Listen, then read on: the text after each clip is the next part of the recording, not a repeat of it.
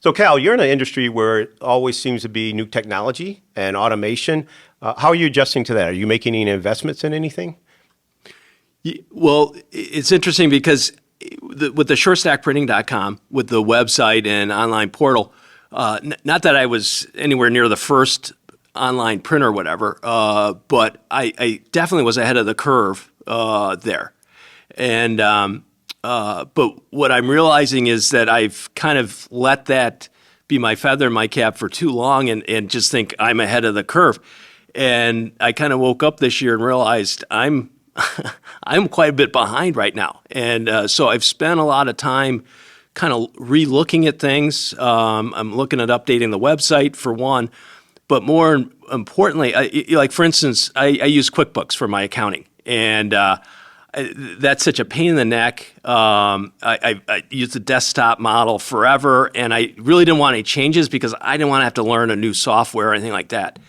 And so this year, QuickBooks basically forced you to go with their online thing, and I did that, and it was like night and day. I mean, I can't believe how much easier my accounting is, and it makes all different parts of my business so much more efficient and so forth. And so instead of constantly being behind on my accounting, I'm actually up to date and everything like that. And it just was such an eye opener that's really what got me to realize I need to take a look at everything I'm doing because this is making me so much more efficient. And it's like the example I've used before is, I went to college in the 80s. And so like the leading edge was to teach you Excel and use that in your workplace and so forth.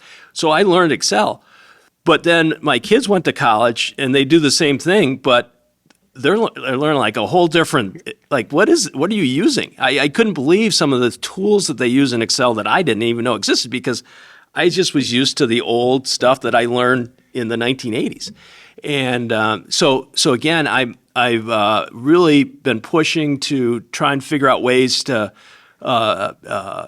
make my business more efficient, so I'm spending less time on things and so forth. And I think that's it, Cal. I think it's becoming more efficient, but it's all about time as well, too, and stress. So as we continue in our businesses over time, and we've been in business for quite some time, you're looking for ways to become more efficient, but also to free up your time for other projects and to, maybe even have that work-life balance as well, too. So, and technology gets you there. We can't teach, new tricks to old dogs, I guess. Yeah. We had to. Yeah. Well, yeah, but I feel like, especially with the AI kicking in out, we are at a point where if you don't jump into this, you're gonna be falling behind significantly. And part of the issue for me is always you don't have time to invest in learning or updating your processes, but I'm realizing I've got to find that time and make those changes because otherwise, people are going to keep moving ahead of me.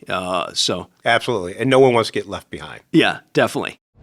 Hey, if you like this segment, be sure to watch the entire episode linked in the description, and don't forget to comment, like, and share. This podcast was made possible with the support of our sponsors. Find more ways to grow at chieast.org.